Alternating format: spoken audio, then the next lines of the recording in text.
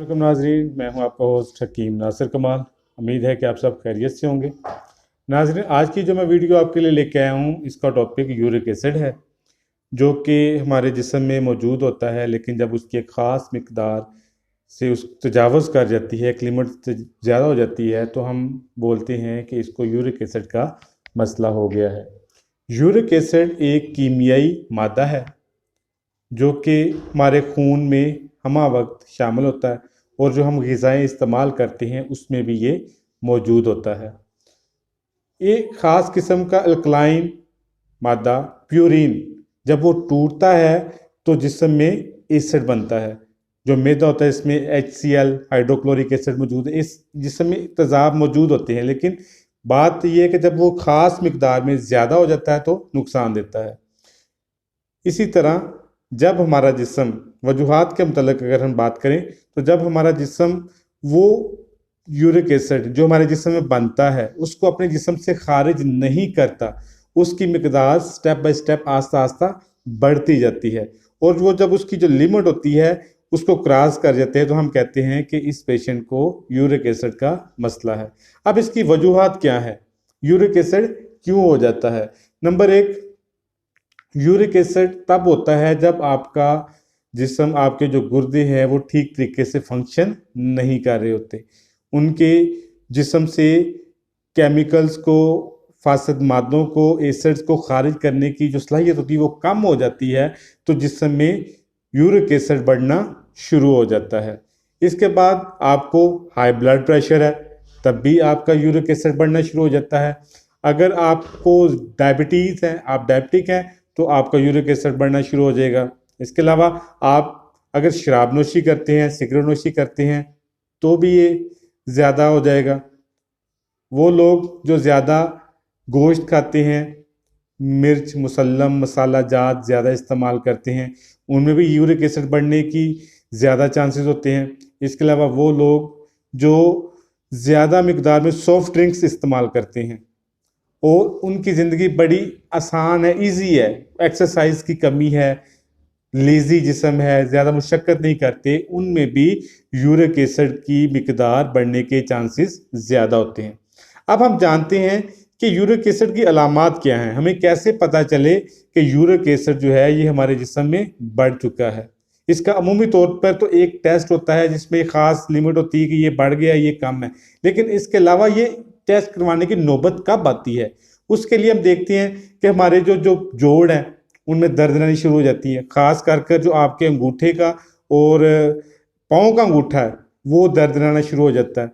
आपको छोटे छोटे जो ज्वाइंट्स है, ये उंगलियों के ज्वाइंट्स हो गए, छोटी उंगलियों के ज्वाइंट्स हो गए, ये दर्द आना शुरू, और बढ़ते बढ़ते ये दर्द आपके तमाम जोड़ों में चली जाती है, जैसे शोल्डर का, आपकी एल्बो का, आपके टखनों का, घुटनों का, जितने भी जोड़ हैं ये तमाम में शिफ्ट हो जाती है। होता क्या है कि यूरिक एसिड जब बढ़ता है तो या तो ये गुर्दों में आपकी बना देती हैं पथरियाँ, स्टोन्स बना देते हैं, या इसके अलावा आपका जो ज्वाइंट सिस्टम है इसके अंदर अर्थराइटिस पैदा कर देते हैं। अब ज्वाइंट्स पेन होती है, इसके साथ साथ क्या होती है कि आपके जोड़ सख्त होना शुरू हो जाती हैं, उनको आज़ादाना हरकत करना आपका मुश्किल हो जाता है, इसके ऊपर लाली आ जाती है, रेडनेस आ जाती है, सुर्खी सुर्खी आ जाती है। आप हाथ लगा के महसूस करेंगे तो आपको अपने जोड़ जो होते हैं वो थोड़े से नॉर्मल से गर्म महसूस होते हैं।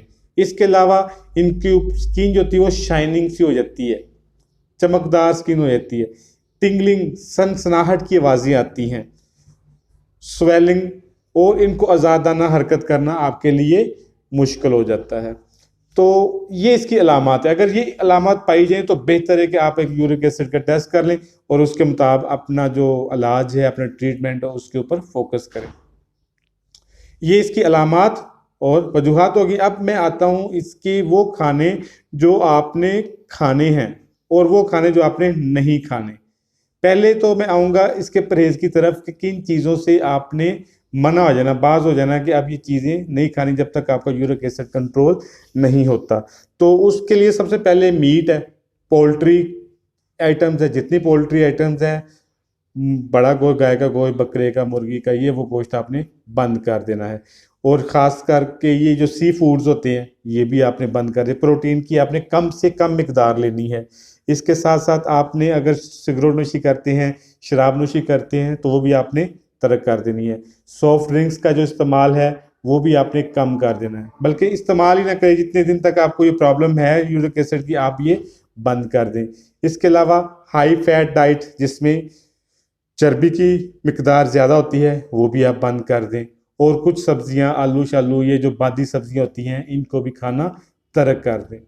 अब हम आते हैं उन ग़िज़ाओं की तरफ जो इस्तेमाल करके हम इसको ऑटोमेटिकली रिड्यूस कर सकते हैं। पहली बात कि ये जो पोर्शन है वीडियो का अहम है, ये गौर से सुनना आपने। नंबर एक, पानी। जो प्यूरेन होता है वो पानी में हाल पजीर होता है। यूरिक एसिड पानी में मिक्स होकर आपके यूरिन के रास्ते जल्दी से खारिज हो जाता है, इसलिए आपको रोज़ाना 8 से 9 गिलास डेली पानी के पीने हैं। उसके अलावा आपने ऑलिव ऑयल इस्तेमाल करना है। जहाँ हंडिया में घी और तेल की जगह पर आपने जैतून का तेल इस्तेमाल करना है। जैतून का तेल भी यूरिक एसिड को कम करने में बड़ी मदद करता है। इसके अलावा विटामिन सी आपने ज़्यादा लेना है, जिसमें ये सिट्रिक एसिड के जितनी फैमिली है, किन्नो, माल्टा, फ्रूटर वगैरह, आपने ये इस्तेमाल करना है। टमाटर, चेरी इस्तेमाल करनी है, आंवला है और लीमू है, ये अमरूद वगैरह है जिसमें विटामिन सी होता है, वही ये आपने ज़्यादा मिकदार में लेना है। इसके अलावा ग्रीन टी है, सब्ज़ कहवा है, ग्रास लेमन कहवा है, आप वो इस्तेमाल कर सकते हैं। इसमें भी ये सलाहियत होती है कि आपका यूरिक एसिड जो होता है ये पेशाब के रास्ते खारिज कर देता है। आपने ज़्यादा मिकदार में दालें इस्तेमाल करनी हैं। आपने ये जो सिरका होता है, एप्पल सीडर, सेब का सिरका, ये लाजमी तौर पर अपनी ग़िज़ा का आपने इस्तेमाल बनाना है। ये यूरिक एसिड को ख़त्म करने में नहायत अहम किरदार अदा करता है। इसके अलावा अजवाइन है, आपने अजवाइन को पानी में भिगो लेना है। आप उसको रात को भिगो लें, सुबह से उसको थोड़ा सा मल लें और उसको पुन कर आप वो पानी इस्तेमाल करें। डेली बेस पे 10-15 दिन इस्तेमाल करें, आपकी ये जो यूरिक एसिड की प्रॉब्लम है ख़त्म हो जाएगी। इसके अलावा आपने चेरीज़ का इस्तेमाल करना है। चेरीज़ जो होती हैं ये भी यूरिक एसिड को ख़त्म करने में, यूरिक एसिड मिकदार कम करने में अहम किरदार अदा करती हैं। इसके अलावा एक अहम चीज़ कवारगंदर है, एलोवेरा। इसको मुख्तलिफ तरीक़ों से इस्तेमाल किया जा सकता है। इसका जूस बनाया जा सकता है, इसका आप हलवा बना सकते हैं, इसको वैसे खा सकते हैं। ये इस्तेमाल करें, 10-15 दिन रेगुलर इस्तेमाल करने से इसकी मिकदार कम हो जाती है। ये ग़िज़ाएँ थी जो आपने खानी है, जो नहीं खानी। अब मैं आपको उस फार्मूले की तरफ लेके जाता हूँ। मैं जो अपने पेशेंट्स को इस्तेमाल करवाता हूँ उसमें ये चंद एक चीज़ें हैं, आप इस्तेमाल करें। अच्छे इंसार स्टोर पे जाएं, 1 नंबर चीज़ें लेनी है, उनका पाउडर कर लेना। बराबर वज़न में चीज़ें लेनी है। नंबर 1 है अश्वगंध है, नंबर 2 संगाड़े हैं, नंबर 3 इसमें आपने अशोका डाल लेना है, नंबर 4 आपने सुरंजा शीरी, सुरंजा तलख, 2 है। सुरंजा शीरी अलग है, सुरंजा तलख अलग है। और इसके साथ साथ आपने इसमें अश्वगंध का इजाफा कर लेना है। ये चीज़ें आप बराबर मिकदार में लेके आधी चम्मच सुबह, आधी चम्मच शाम सादे पानी का इस्तेमाल करें। इंशाअल्लाह ताला 10 से 15 दिन में आपको यूरिक एसिड का मसला आपका मुकम्मल तौर पर ख़त्म हो जाएगा। अस्सलाम वालेकुम।